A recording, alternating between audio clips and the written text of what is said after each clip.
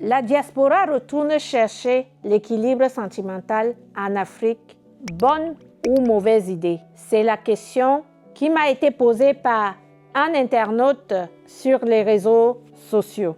Je dirais d'abord que c'est une bonne idée. On commence toujours par le positif. C'est une bonne idée, mais cependant, chaque personne a ses raisons. Pourquoi ils vont chercher ces personnes en Afrique? Est-ce parce qu'il a été déçu plusieurs fois ici avec les femmes qui sont en Europe ou les hommes qui sont en Europe? Parce qu'il faut le dire, nous avons pris des mauvaises habitudes. Nous sommes devenus plus que les Européens.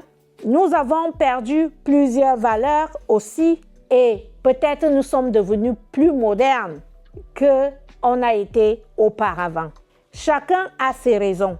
C'est une bonne chose aussi parce que tu te dis, peut-être que celui que tu vas chercher en Afrique, c'est une ancienne relation que tu as eue. La plupart des cas, même c'est ça. Quelqu'un avait une ancienne relation et c'est resté comme ça. Vous vous connaissez depuis des années. Tu te dis, cette personne, on se connaît véritablement.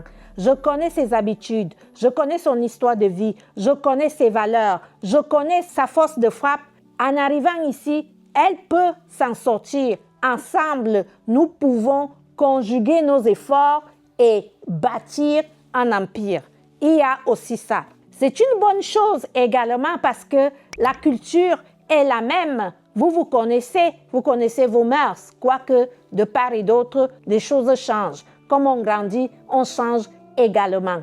Mais c'est une personne que tu maîtrises, que tu connais. Dans d'autres cas, les personnes ne connaissent pas les gens qui vont chercher en Afrique. Là, peut-être tu vas dire, ça va m'apporter du nouveau, je vais apprendre à connaître une nouvelle personne, il va m'apporter d'autres énergies, il va m'apporter une autre façon de voir parce que ici en Europe, je n'ai pas pu trouver ce que je cherchais. Ou bien par plusieurs déceptions ici en Europe et tu te dis, je vais aller chercher.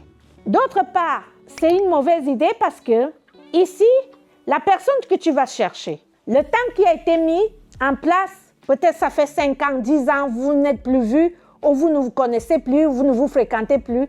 Tu ne connais plus ce qui a été mis en place. Quelle relation cette personne est restée à avoir derrière? Quelle est devenue sa façon de réfléchir? Qu'est-ce qu'elle est devenue? Parce qu'il faut l'avouer, chacun change. Tu l'amènes donc et tu découvres que la personne que tu connaissais n'est plus la même personne. Qu'est-ce que tu fais face à cette situation? Tu te retrouves dans une relation où tu ne sais pas comment t'en sortir. Après, ça tourne en vrille. Ce n'est pas bien peut-être aussi parce que l'environnement change, parce qu'on s'adapte à l'environnement auquel on vit. En Afrique, ce n'est pas la même chose. Quand tu arrives ici, ce n'est plus la même chose. Ce n'est pas bien peut-être aussi en arrivant ici, la personne se met à être entourée des mauvaises personnes, des mauvaises compagnies, à cause de la solitude, à cause du manque d'entourage, parce qu'en Afrique, on est toujours très bien entouré. Et quand on arrive ici en Europe, on se retrouve seul. On est en train de patauger à chercher des amis à la con, à gauche, à droite, avant de connaître le système et de connaître que fais attention avec qui tu te frottes et tu te fais accompagner ici en Occident, parce que la plupart, ce n'est pas des bonnes compagnies, parce qu'on ne connaît personne ici, comme on ne connaît même pas nos propres enfants. Voilà aussi là où je pouvais dire que c'est aussi une mauvaise chose.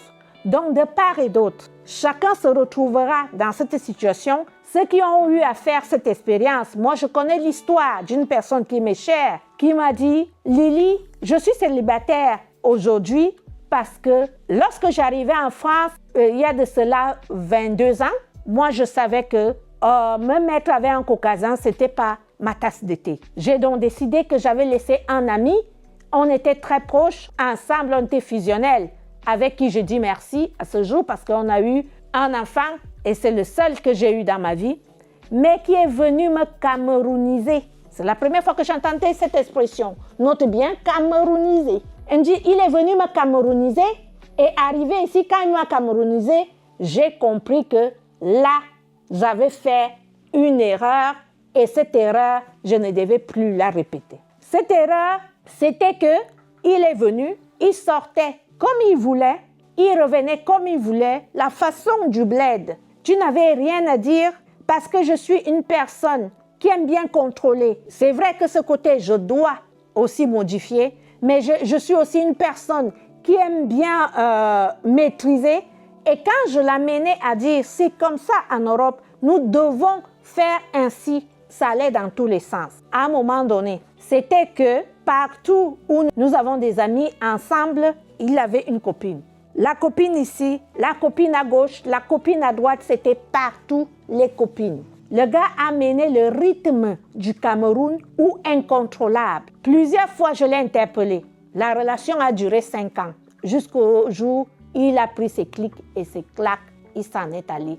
Et je suis célibataire à ce jour parce que je me suis dit, peut-être que je rencontrerai, mais j'ai dit plus jamais. Vous voyez donc que cette expérience montre à quel point son expérience n'a pas été bonne. Est-ce que ça a été une bonne idée pour elle? Non. D'autres vont te dire, moi je connais d'autres couples qui ont réussi. Ils se sont rencontrés en Afrique, ils sont venus ici ensemble, où la personne est partie parce qu'il avait été déçu 3 fois. Ici, en Europe, il est parti, il l'a rencontré, ils sont ensemble à ce jour et ont des enfants et voient même des petits-enfants. Pourquoi? Tout cela dépend de comment, en arrivant, la personne, tu essaies d'amener pour comprendre déjà le système, l'environnement, lui dire à peu près les choses à éviter et que peut-être que lui-même va expérimenter, lui disant fais attention comme ça. Et en même temps, est-ce que ce sont des gens qui sont déjà disposés à entrer dans un couple? Parce que tu as beau laisser quelqu'un, peut-être que cette personne n'est pas encore disposée. Parce que le mariage n'est pas le voir bébé. Le mariage, c'est quelque chose où toi, tu t'es projeté, tu t'es vu avec la personne, tu as visionné, mais si tu pars comme ça de tue-tête, je suis en mariage, tu ne vas pas pouvoir prendre possession de ton mariage. Quand je dis prendre possession, c'est savoir la place de l'homme et ta place.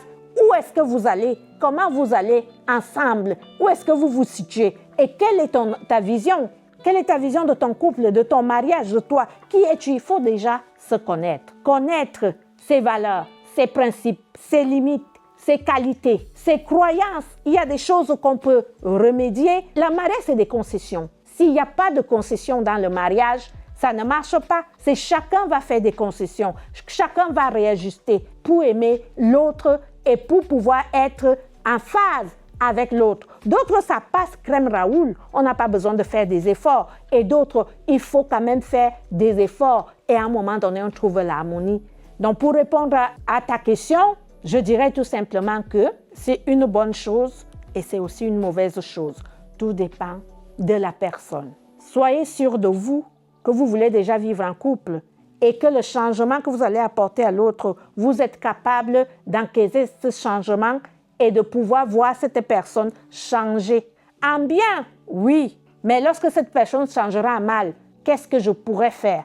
Il faut balayer le problème dans tous les angles. Prendre l'autre dans l'altérité, dans la globalité. Parce qu'il ne faut pas regarder que le bonheur que ça va vous apporter. Lorsque ça n'ira pas mieux, l'environnement change aussi. Qu'est-ce qui n'a pas marché avec tes relations en Europe? Toi, tu fais ton introspection. Tu vois déjà qu'est-ce que toi, tu n'as pas bien fait lors de tes relations précédentes et tu réajustes. Lorsque tu vas aller chercher l'autre, tu viens avec. Mais les autres, ils vont chercher. Comme j'ai vu récemment, je vais un peu ajouter cela sur Internet, une dame qui était en train de dire que la pire chose qu'elle a pu faire dans sa vie, c'est d'accepter d'épouser cette personne qui allait la chercher pour venir en Europe. Elle est devenue esclave de cette personne. Cette pratique aussi, vous qui allez chercher, sachez que ce ne sont pas vos boniches que vous partez chercher, des personnes où vous allez piétiner.